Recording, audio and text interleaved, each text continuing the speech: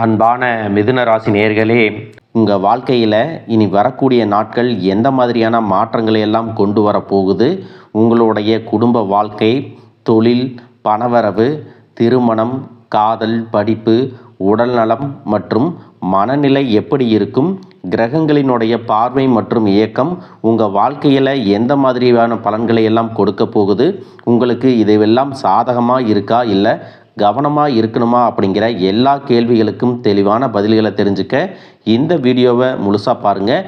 உங்களுக்கு தேவையான நல்ல வழிகாட்டுதல் நிச்சயமாக கிடைக்கும். நீங்கள் எதிர்பார்க்காத நேரத்தில் ஒரு புதிய உறவு உங்கள் வாழ்க்கையில் நுழைய போகிறாங்க. அது உங்களுக்கு தொழிலில் முன்னேற்றத்தையும் குடும்பத்தில் மன மகிழ்ச்சியையும் அதிர்ஷ்டத்தையும் கொண்டு வரப்போகுது. உங்களுடைய குழந்தைகளினுடைய செயல்பாடுகளில் உங்களுக்கு கவனம் வேணும். எதிர்காலத்திற்காக நிறைய திட்டங்கள் போடுவீங்க. தொழில் மற்றும் வியாபாரத்தில் இதுவரைக்கும் இருந்த சிக்கல்கள் எல்லாமே குறையும். பெண்கள் விலை உயர்ந்த பொருட்களை வாங்குறதுக்கு ஆசைப்படுவாங்க. எத்தனையோ கனவுகளோடவும் எதிர்பார்ப்புகளோடவும் தான் இந்த 2026ஆம் ஆண்டை நீங்கள் தொடங்குனீங்க. ஆனாலும் இந்த 3 மாதங்களாக உங்களுக்கு பெருசாக எந்த ஒரு விஷயங்களும் நடக்கலை. இது நாள் வரைக்கும் உங்கள் வாழ்க்கையில் நடந்த சில சம்பவங்கள், ஏமாற்றங்கள், துரோகங்கள் எல்லாமே ஒரு பெரிய படிப்பினையை கொடுத்திருந்தாலும் சில விஷயங்களை எல்லாம் இன்ன வரைக்கும் உங்களால் ஜீரணிக்கவே முடியலை. அதனாலேயே நிறைய நேரங்களில் மனசு வெறுத்து போய் இந்த வாழ்க்கையில் இதுக்கு மேலே நான் அனுபவிக்கிறதுக்கு என்ன இருக்குது அப்படின்னு எதிர்மறையான எண்ணங்கள் உங்களுக்கு அதிகமாக வரும்.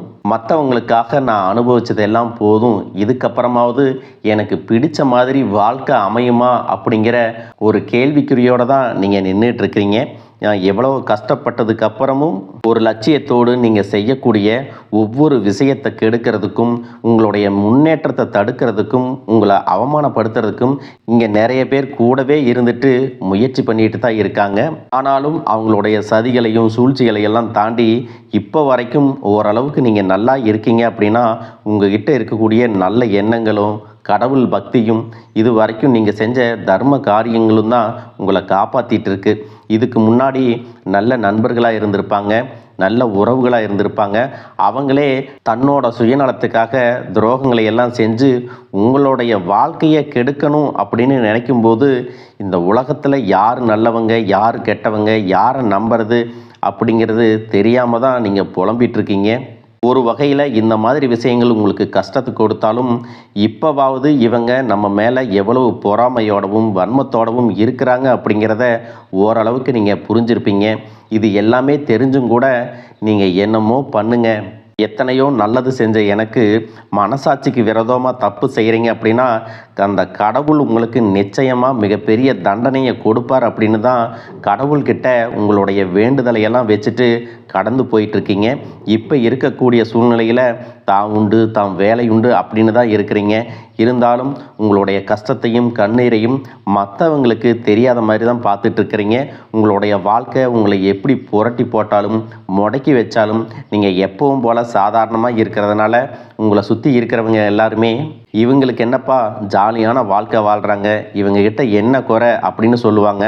ஆனால் மனசில் நிம்மதி இல்லாமல், சரியாக சாப்பிட முடியாமல், அவ்வளவு ஏங்க நிம்மதியாக தூங்க முடியாமல் கூட நீங்கள் எவ்வளவு கஷ்டப்படுறீங்க அப்படிங்கிறது உங்களுக்கும் அந்த கடவுளுக்கும் மட்டும்தாங்க தெரியும்.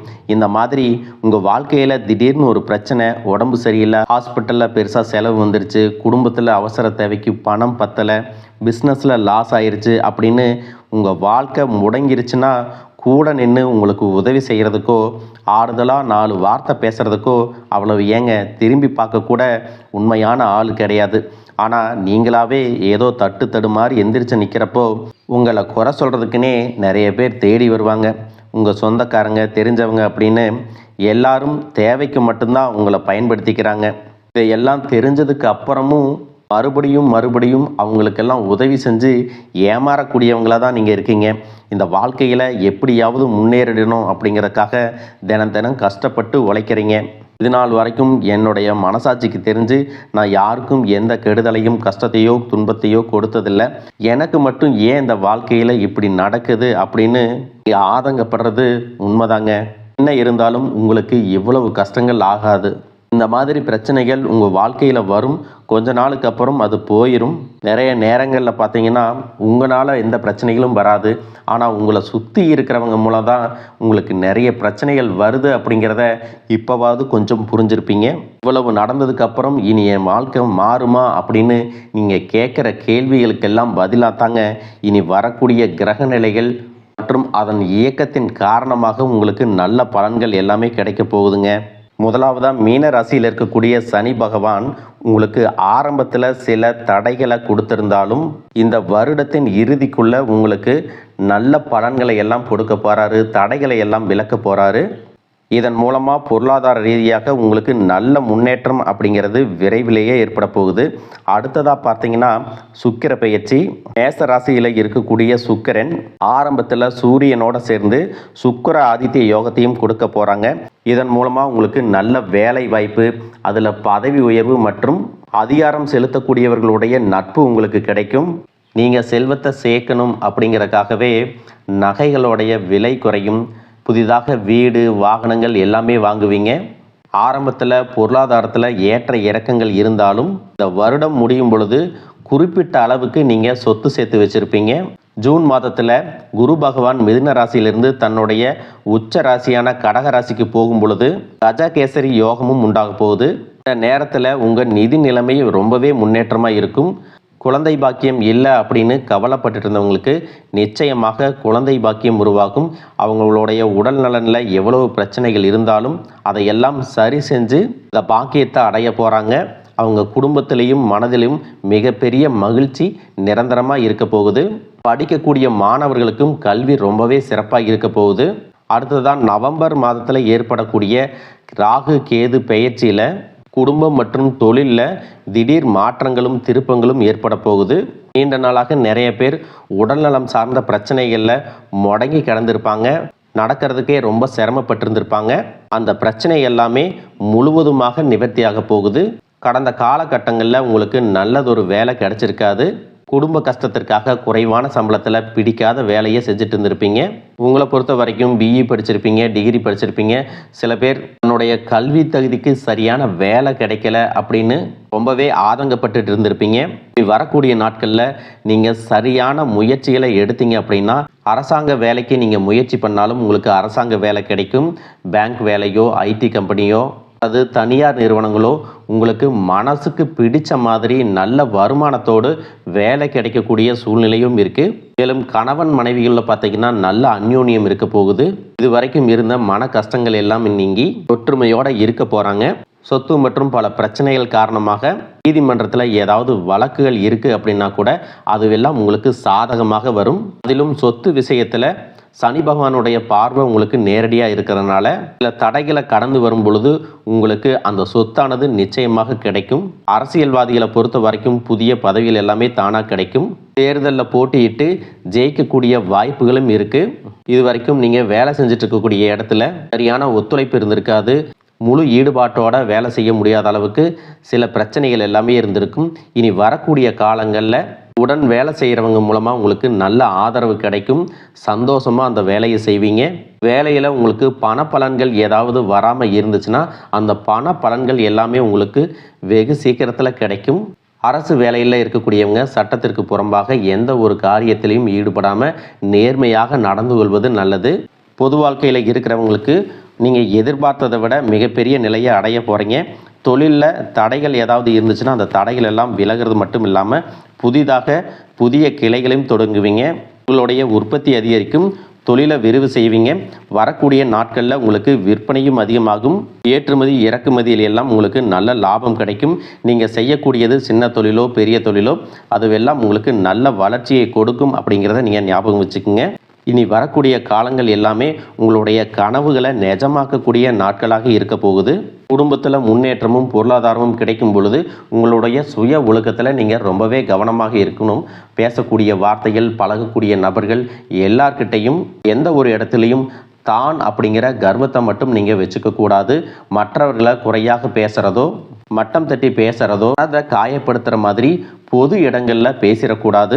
நீங்களும் சரி, உங்களை சுற்றி இருக்கிறவங்களும் சரி, எப்பவுமே பாசிட்டிவான எண்ணங்களில் இருக்கணும். அப்படின்னா எதிர்காலத்திற்கான நல்ல திட்டமிடுதல் எப்பவுமே அவசியம். அதனால் நீங்கள் எந்த ஒரு விஷயத்தை செய்யும் போதும் எதிர்காலத்தில் இது எனக்கு எந்த மாதிரியான பலன்களை கொடுக்கும் அப்படிங்கிறத மனசில் வச்சுக்கிறதும் அவசியம். இதை நீங்கள் சரியாக செஞ்சுட்டு வந்தீங்கன்னா பெரியவர்களுடைய உதவி கிடைக்கும்.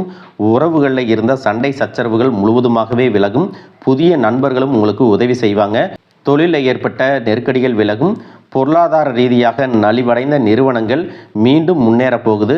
மேலும் மேலும் உங்களுக்கு வியாபாரத்தில் எதிர்பார்த்த லாபம் கிடைக்கும். உங்களுடைய புதிய சிந்தனைகள் மற்றும் நேர்மறையான எண்ணங்கள் உங்களுடைய வளர்ச்சிக்கு காரணமாக இருக்க போகுது. கடந்த காலகட்டங்களில் திருமணம் பார்த்தீங்க அப்படின்னா நிறைய பிரச்சனைகளும் சிக்கலுமாக இருந்திருக்கும். அதிலும் ஜாதகம் சரியில்லை, சொந்த வீடு இல்லை, வசதி இல்லை, பெற்றோர்கள் சரியில்லை, அரசு வேலையாக இருக்கணும், இந்த மாதிரி எத்தனையோ காரணங்களை எல்லாம் சொல்லி உங்களுக்கான திருமணம் தடைகள் ஏற்பட்டிருக்கும். இன்னும் சிலருக்கு பார்த்தீங்கன்னா தெரிஞ்சவங்களாலையும் நண்பர்களாலையுமே திருமணங்கள் எல்லாமே நின்று போயிருக்கும். இந்த மாதிரி இடத்துல உங்களால் எந்தெந்த விஷயத்தை எல்லாம் சரி செய்ய முடியுமோ அதையெல்லாம் சரி செஞ்சுட்டு குரு பெயர்ச்சிக்கு பிறகு நீங்கள் திருமண முயற்சிகளில் ஈடுபட்டீங்கன்னா உங்களுடைய மனதுக்கு பிடித்த மாதிரியான நல்ல வரன் அமையும். குடும்ப வாழ்க்கை சிறப்பாக இருக்கும். உங்களுடைய வாழ்க்கை துணை அழகாக இருப்பாங்க. கை நிறைய சம்பாதிக்கக்கூடியவங்களாகவும் இருப்பாங்க. அதே நேரத்தில் வாழ்க்கை துணையை இழந்துட்டு இரண்டாவது திருமணம் பற்றி யோசிக்கக்கூடிய ஆண்கள் மற்றும் பெண்களுக்கு தன்னுடைய வாழ்க்கையில் வரக்கூடிய துணை, அவங்களுடைய பழக்க வழக்கம், 2 பேருக்கும் கருத்தொற்றுமை இருக்கா, மன பொருத்தம் இருக்கா மற்றும் தேவைப்பட்டால் உங்களுடைய ஜாதகத்தை கூட ஒரு முறை நீங்கள் சரி பார்த்துக்கிட்டு இரண்டாவது திருமணத்துக்கு முயற்சி செஞ்சீங்கன்னா நல்ல வாழ்க்கை துணை அமையும். மற்றவங்க பொறாமப்படக்கூடிய அளவுக்கு நல்லதொரு வாழ்க்கையை வாழ்ந்து காட்டுவீங்க. படிக்கக்கூடிய மாணவர்களுக்கு பரீட்சையில் நல்ல மார்க் வருமா, பாஸ் ஆகுமா அப்படிங்கிற மாதிரி குழப்பங்கள் இருக்கும். வரக்கூடிய தேர்வு முடிவுகளானது நல்ல தேர்ச்சியை கொடுக்கும். ஓரளவுக்கு நல்ல மதிப்பெண்கள் வாங்கி பாஸ் ஆகிறது மட்டும் இல்லாமல் அடுத்தடுத்த மேற்படிப்புகளும் படிப்பீங்க. காதலிக்கக்கூடியவர்களுக்கு சரியான புரிதல் இல்லாமல் போகிறது மற்றும் கருத்து வேறுபாடுகள் காரணமாக பிரிஞ்சிருப்பாங்க. இன்னும் சிலருக்கு பெற்றோர்களே காதலுக்கு தடையாக இருந்திருப்பாங்க. வேறு ஜாதியாக இருக்குது, நல்ல குடும்பமாக இல்லை, வசதி இல்லை அப்படின்னு ஏதாவது ஒரு காரணத்தை சொல்லி பிரிஞ்சிருந்திருப்பாங்க. ஆனால் இனி வரக்கூடிய காலங்களில் நீங்கள் உண்மையாக உங்கள் காதலை வெளிப்படுத்தும் போது அந்த காதல் கண்டிப்பாக உங்களுக்கு கை கொடுக்கும். வீட்டில் சொல்லும் பொழுது பெற்றோர்களே உங்களுடைய காதல் திருமணத்தை நடத்தி வைப்பதற்கான வாய்ப்புகள் இருக்குது. சிலருக்கு பார்த்தீங்கன்னா சின்ன வயசுலேயே தன்னுடைய வாழ்க்கை துணை இழந்திருப்பாங்க. சிங்கிள் பேரண்ட்டாக தன்னுடைய குழந்தைகளை கவனிச்சுட்டு இந்த வாழ்க்கையை வாழ்கிற மாதிரி இருந்திருக்கும். ஆரம்பத்தில் உங்களுக்கு இது போராட்ட காலமாக இருந்தாலும் தன்னம்பிக்கையோடவும் சுயமரியாதையோடவும் இந்த சமுதாயத்தில் வாழ்ந்து காட்டுவீங்க. இதில் போலியான நபர்கள் உதவி செய்கிறேன் அப்படின்னு உங்களை ஏமாற்றக்கூடிய சூழ்நிலையும் இருக்குது. அப்படிப்பட்ட நபர்களை நீங்கள் சரியாக அடையாளம் கண்டுபிடிச்சு அந்த மாதிரி நபர்களை உங்களுடைய வாழ்க்கையில் என்றைக்குமே அனுமதிக்கக்கூடாது. எந்த ஒரு எதிர்பார்ப்புகளும் இல்லாமல் எப்பவும் போல் உங்கள் கடமையை செஞ்சுட்டு உங்கள் வாழ்க்கையை நீங்கள் வாழ்ந்துட்டு வாங்க. உங்களோட குலதெய்வமும் கிரக நிலைகளும் உங்களுக்கு துணையாக இருக்குது. இப்போ நீங்கள் எடுத்து வைக்கக்கூடிய ஒவ்வொரு அடியும் எதிர்காலத்தில் உங்களை வாழ்க்கையின் உச்சத்தில் கொண்டு போய் வைக்கும் அப்படிங்கிறத மட்டும் நீங்கள் எப்பவுமே நினைவு வச்சுக்கணும். உங்களை சுற்றி நல்ல விஷயங்கள், கெட்ட விஷயங்கள், இந்த மாதிரி எல்லாமே சுற்றி நடந்து வந்தாலும் நல்ல விஷயங்களை மட்டும் எடுத்துகிட்டு நீங்கள் முன்னேற்ற பாதையில் போயிட்டே இருங்க. உங்களுடைய நல்ல எண்ணங்களுக்கு உங்களுக்கு நல்லதே நடக்கும். வாழ்க வளமுடன், வாழ்க பல்லாண்டு.